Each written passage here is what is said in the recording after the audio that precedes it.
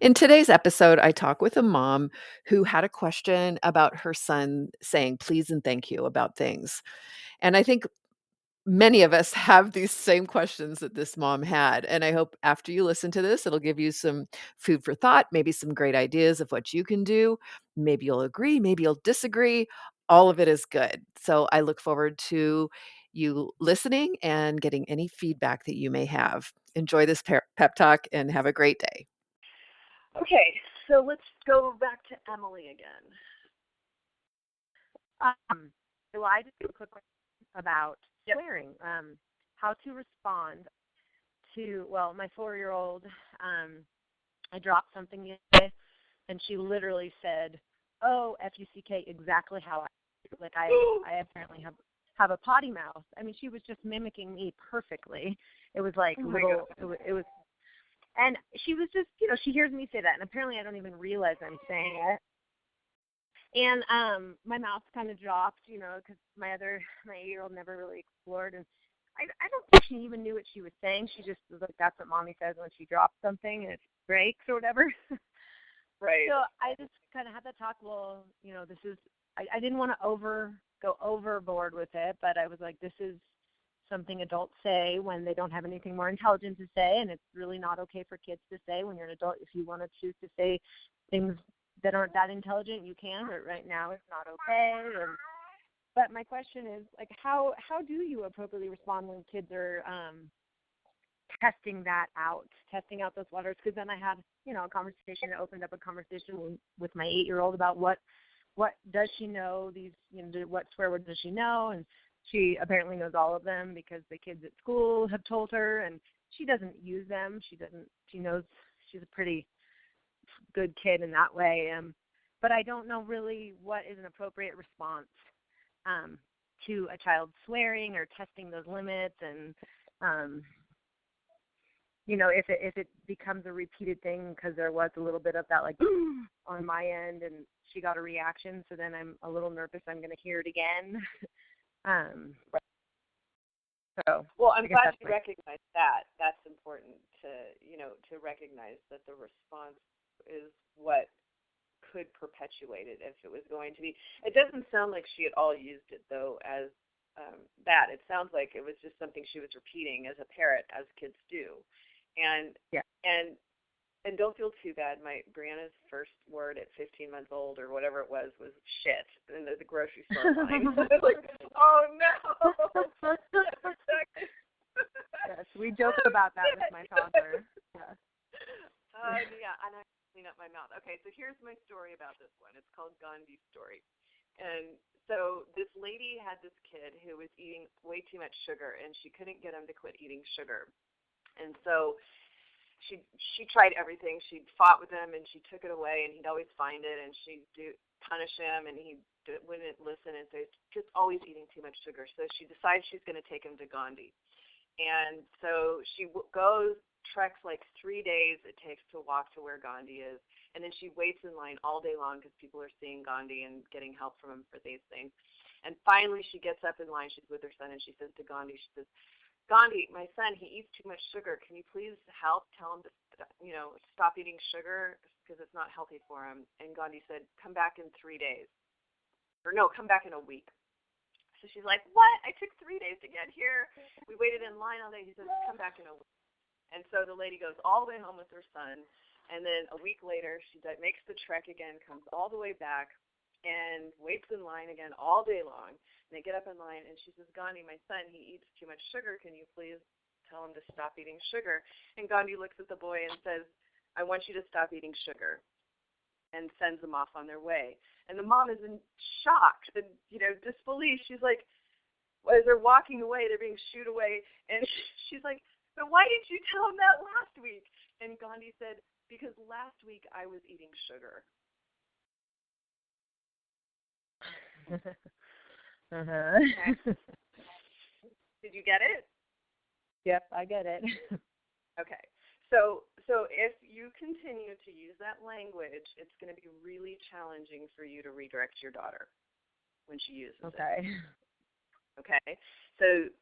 So getting upset that she's responding that way, trying to have the logical conversation of, we're adults, we get to say this, you're a kid and you don't, doesn't work. There's no logic to them in that. And parents use this with drinking too.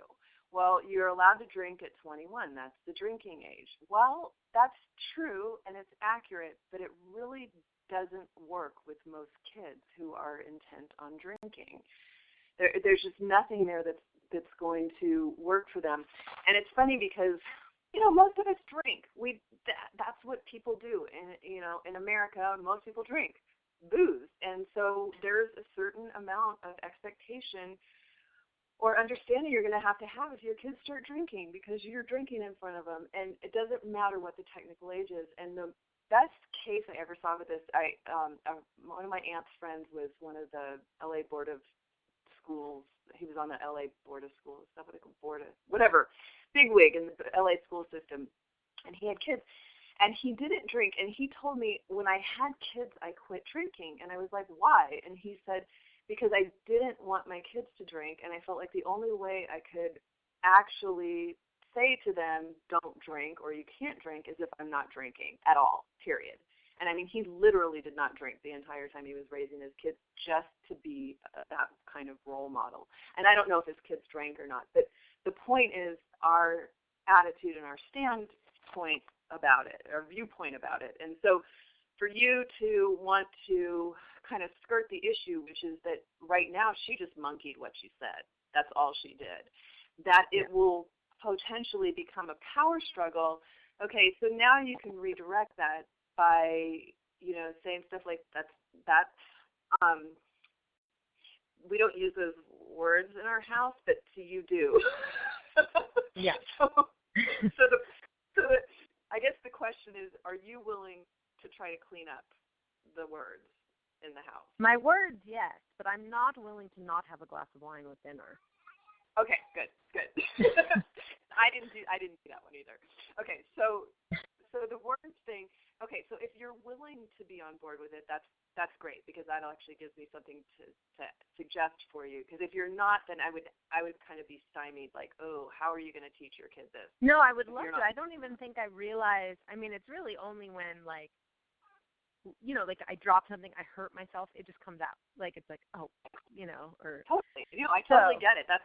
I mean, I'm not a huge cusser, but I definitely said stuff like if something hit my toe or whatever. You're right, and that's what they model and stuff. And so we had bad words about like paying a quarter, and so there would be like a jar, and you have to put a quarter in the jar if you say a bad word. And I don't remember even what we did with the jar. We might have gone out, gone out to dinner with it at some point in time or whatever. So you can come up with things like, okay, we need to clean up the words here, and so what's going to happen if any of us says a bad word, and that you participate in whatever kind of game that you come up with if somebody says a bad word, they've got a whatever. And that kind of a game, if it got to a place where it was happening more, is something that I would probably think about implementing down the line. And so just pay attention now, Emily, to maybe not, definitely, if you notice you say something, a bad word, just say, oops, sorry, I didn't mean to say that, or acknowledge it. And so that they're at least getting it model that it's not okay with you. And then if they say it, I want you to respond the same way. Like, oops, sorry, that wasn't the right kind of word to use in the house, so that you're role modeling it for yourself and for them. And then see where it goes. I mean, I think you did a great job, because you recognized right in the moment, like, ooh, I'm reacting to this. And I think just that recognition lessened the impact of you reacting to it, even though you did in a way. You know what I'm saying? Like the consciousness. Well, it's interesting because I have a friend who had a son who went through it at age 8. He swore all the time, but he learned it. His parents didn't swear. He's a very smart kid, and he was on YouTube watching Thomas the Train videos, like these people make, and I guess there's some swearing, but he was just dropping like really intense F-bombs and words and really very in the right context. And he wasn't doing it maliciously, but they didn't respond at all and they just kind of ignored it, but it didn't stop for I'd say a year.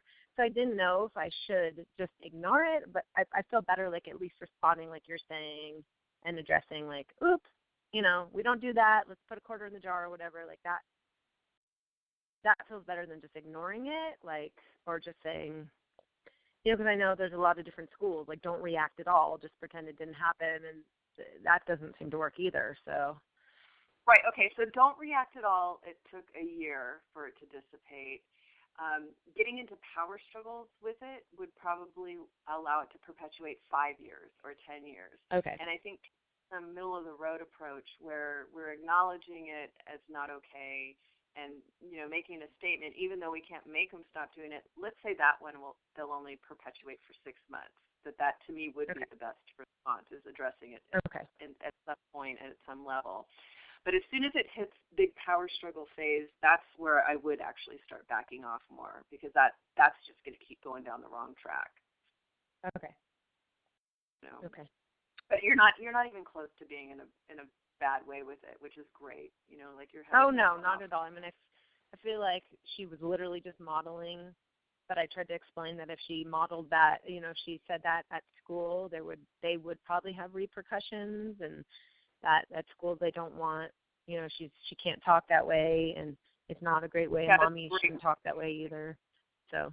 Yeah, and it's totally true. Like, oh my gosh, that would be scary to get sent home from school and you don't even realize you're doing something wrong. Right. Yeah, and she wouldn't realize because she's 4, and she was just that's just so. Okay. Okay. Awesome. Good. I'm guessing you found today's pep talk valuable, and hopefully it gave you some practical tools and ideas for dealing with your children's behavior. If you'd like to work more deeply on these topics and similar topics, please join me over at my website, positiveparenting.com. I'll put a link in the description box here. I have classes starting all the time, classes that are self-directed where you can listen to lessons on your own time, and also Q&A calls where I answer your questions, just like the parents in these pep talks. So I hope, again, that you will like and share and rate this podcast and help more parents be able to see it and hear it and get help from it. Thanks again, and happy parenting.